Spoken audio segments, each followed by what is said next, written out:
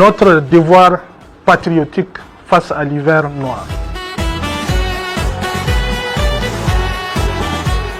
L'hiver noir, une réalité.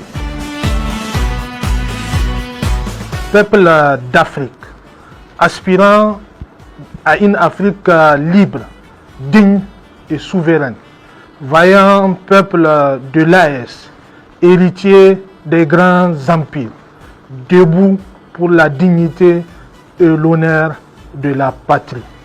Les attaques terroristes complexes, coordonnées et simultanées le samedi 25 avril 2026 par plus de 12 000 mercenaires et terroristes lourdement armés contre plusieurs localités maliennes, notamment Gao, Kidal, Sévaré, Kona, Mopti, Kati et Bamako, constituent la preuve suffisante que l'hiver noir dont nous a parlé le camarade capitaine Ibrahim Traoré, président du Faso, président en exercice de la Confédération des États du Sahel, à l'occasion du deuxième sommet de la conférence des chefs d'État de l'AES, tenue du 22 au 23 décembre 2025 à Bamako, est bel et bien une réalité.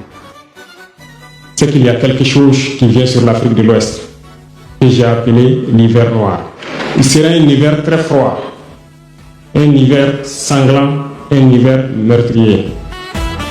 Il a commencé juste un mois après par l'attaque terroriste coordonnée avec des puissances impérialistes et néocolonialistes contre la base aérienne 101 de Niamey dans la nuit du 28 au 29 janvier 2026, date anniversaire du retrait simultané du Burkina Faso, du Mali et du Niger de la CEDEAO.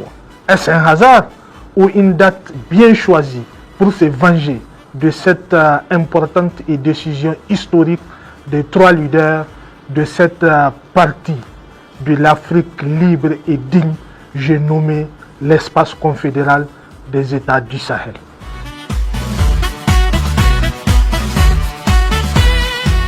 C'est le lieu de saluer la riposte et la réponse efficace et énergique de nos vaillantes forces de défense et de sécurité par l'arrestation et la neutralisation de plusieurs mercenaires. C'est l'occasion pour nous de venir prendre contact avec l'ensemble des forces de défense et de sécurité pour leur prompte réaction. Réaction qui a permis dans les 20 minutes qui suivent de mettre l'ennemi totalement en déroute. Certains sont neutralisés sur le champ, d'autres ont été neutralisés dans leur panique déroute. Nous félicitons l'ensemble des forces de défense et de sécurité qui ont su coordonner leur action avec professionnalisme leur secteur de sécurité. Nous rappelons aux sponsors de ces mercenaires, nous les avons suffisamment écoutés aboyer, qu'ils s'apprêtent eux aussi à leur tour à nous écouter rugir. Les moyens humains, 12 000 mercenaires et matériel militaire de dernière génération mobilisés, ainsi que la stratégie développée, identique à celle de l'année 2012, constituent des preuves tangibles de toutes les alertes et informations données par le général d'armée Abdourahmane Tiani, président de la République, chef de l'État du Niger, lors de ses multiples interviews accordées à la chaîne de télévision publique et surtout lors de sa tournée en profondeur à l'intérieur du pays au mois de novembre 2025. Il y a 3-4 mois de cela, une réunion a eu lieu dans un espace du Sahel, réunion au cours de laquelle les sponsors de ces mêmes mercenaires ont décidé unilatéralement de diviser nos pays. En quoi faisant? D'abord, ils ont dit dans leur plan qu'ils vont s'attaquer au Mali. C'est la volonté de nous diviser, de nous déstabiliser jusqu'au dernier résistant et de s'approprier nos territoires. C'est cette volonté qui a conduit l'Occident à s'allier au diable sur le faux pour atteindre son objectif. Nous ne le permettrons pas, Inch'Allah. Ces attaques s'inscrivent surtout dans la dynamique de matérialisation par le président de la junte française de sa confession et de sa promesse faite à 2 esclaves de salon qu'il ne quittera pas l'Élysée la queue entre les jambes et qu'il va s'aimer le chaos au Sahel et faire tomber au moins le régime de Niamey.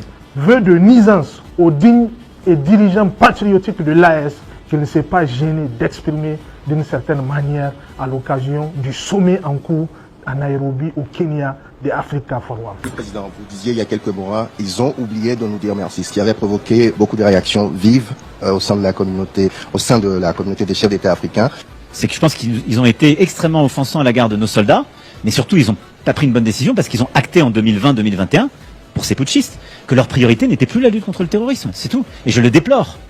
Je le déplore très profondément. Mais qu'on soit clair, l'ingratitude dont je parle, c'est celle qui, à l'égard aussi des soldats tchadiens qui sont venus se battre avec nous au Mali, ou des soldats guinéens qui étaient à nos côtés au Mali, et qui ont perdu des frères d'armes.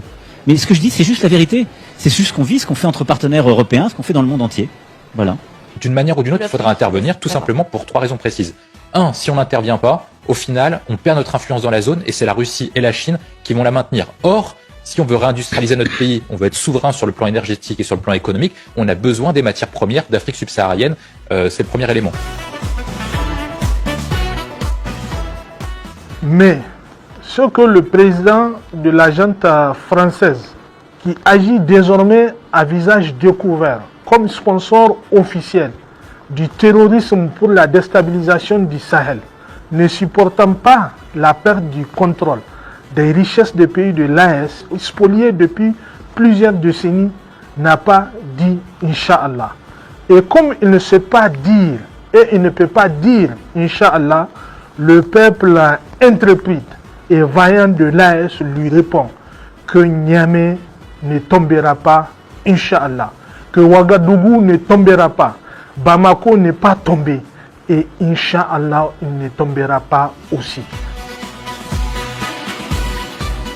La création des cellules terroristes de désinformation par le recrutement de financement à coût de milliards de ces soi-disant influenceurs ou influenceuses, inconscients de leur mission générationnelle, n'entamera en rien la marche révolutionnaire et la résistance farouche du vaillant peuple et des forces armées de la Confédération des États du Sahel.